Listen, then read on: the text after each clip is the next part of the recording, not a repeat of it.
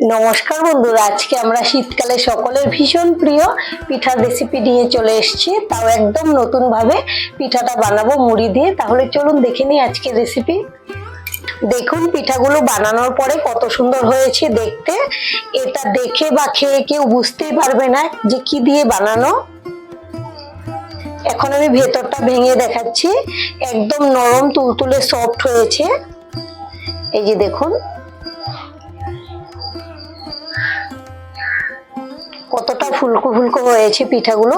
এভাবে আপনারা বাড়িতে বানিয়ে খাবেন, আশা করছি আপনাদের ভীষণ ভালো লাগবে। তাহলে চলুন দেখে নিই আজকের রেসিপি।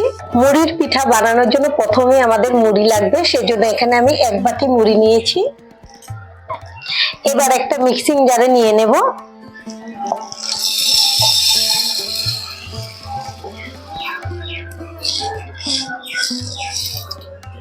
এখন ঢাকনা লাগিয়ে এটাকে গুঁড়ো করে নেব। এবার একটা বড় বাটিতে নিয়ে নেব 1/2 বাটি সুজি, 1/2 বাটি দেব চিনি। চিনির পরিমাণটা আপনারা কম বেশি করে নেবেন, যেরকম মিষ্টি খেতে পছন্দ করেন সেই বুঝে দিয়ে দেবেন। দিয়ে দেব সামান্য লবণ। লবণ দিলে কিন্তু যে কোনো পিঠাতে খুব ভালো টেস্ট হয়।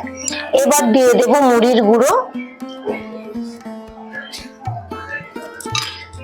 এখন সবকিছু একসঙ্গে মিশিয়ে নেব। শীতকালে তো আমরা প্রত্যেকেই কম বেশি পিঠা খেতে অনেক বেশি পছন্দ করি। এভাবে একবার মুড়ির পিঠাটা বানিয়ে খাবেন, খেতে কিন্তু ভীষণ টেস্টি হয়, বানানো খুবই সহজ। শুকনো উপকরণ খুব ভালো করে মিশিয়ে নিয়েছি। এবার দিয়ে দেব গরুর দুধ। আমি দুধটাকে আগে থেকে জাল করে ঠান্ডা করে রেখেছি। এখন মিশিয়ে নেব। আমি এখানে সবটুকু দুধ দিয়ে দিচ্ছি। এরপর যদি লাগে জল মেশাবো। আপনারা চাইলে সম্পূর্ণ দুধ দিয়েও করতে পারেন, সেই ক্ষেত্রে টেস্টটা অনেক বেশি ভালো হবে। দেখুন আমি খুব ভালো করে দুধের সঙ্গে মিশিয়ে নিয়েছি। এখন ঢেকে রেখে দেব 10 মিনিটের জন্য। 10 মিনিট পর বাদবাকি উপকরণ মেশাবো। 10 মিনিট পর ঢাকনাটা খুলে নেব। আর দেখুন সুজি আর মুড়ির গুঁড়োটা দুধটাকে পুরো টেনে নিয়েছে, অনেকটাই কিন্তু শক্ত হয়ে গেছে ডোটা। এবার এখানে নিয়েছি 1 বাটি থেকে একটু কম ময়দা।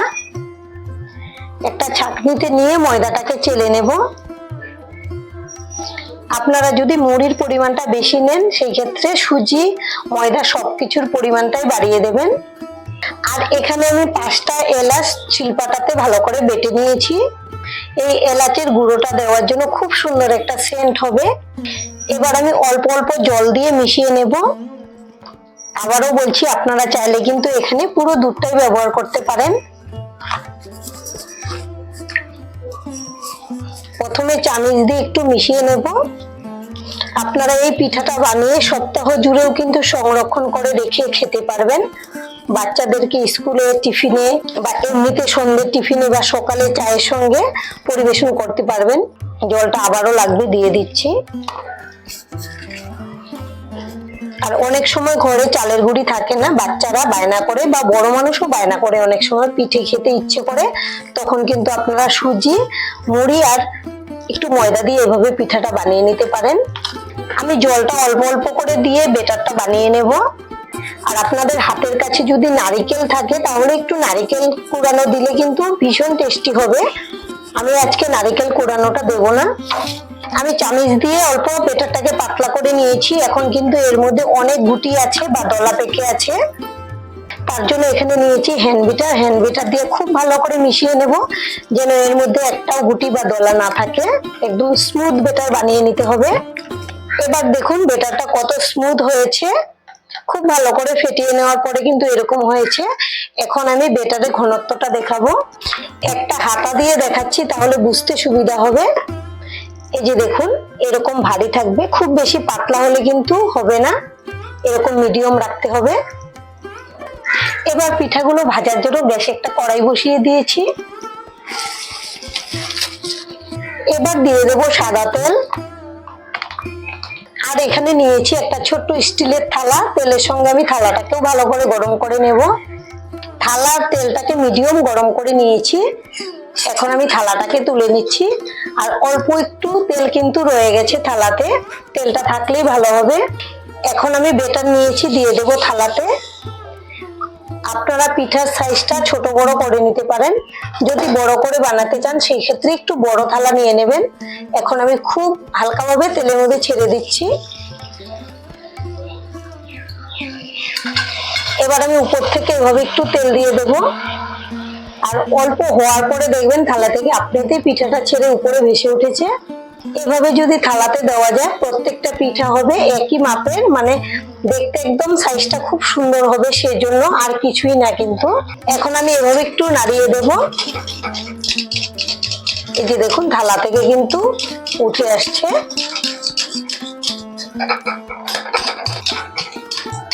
এই যে থালা থেকে উপরে উঠে এসছে। এখন আমি তেলটা দিয়ে দিচ্ছি। ফুলার পরে দেখুন থালা থেকে আপনি আপনি ছেড়ে দিয়েছে।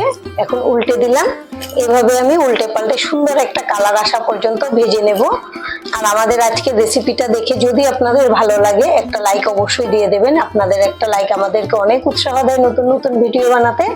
আর আমাদের পাশে থেকে চ্যানেলটিকে সাবস্ক্রাইব করে নেওয়ার জন্য অনুরোধ রইল। গ্যাসের ফ্লেমটা কিন্তু মিডিয়ামে রাখতে হবে, তাহলেই কিন্তু পিঠাগুলো এরকম বলের মতো ফুলবে আর ভেতরটাও খুব ভালো করে সেদ্ধ হয়ে যাবে। আমরা চেষ্টা করি নতুন নতুন একটা রেসিপি দেখানোর, তাই আজকে আমরা মুড়ি দিয়ে এই পিঠা রেসিপিটা করেছি। আশা করছি আপনাদের খুবই ভালো লাগবে। এখন কিন্তু আমাদের এই পিঠাটা হয়ে গেছে ভাজা। আপনারা চাইলে কালারটা একটু কড়া করে নিতে পারেন। দেখুন ভাজার পরে কত সুন্দর হয়েছে দেখতে। আর এভাবেই আমি সবগুলো পিঠা ভেজে নেব। আপনারা বাড়িতে বানিয়ে খাবেন, বানানো খুবই সহজ, খেতে কিন্তু দারুণ হয়। আর আজকের ভিডিও এখানেই শেষ করব। সবাই ভালো থাকবেন, সুস্থ থাকবেন, ধন্যবাদ।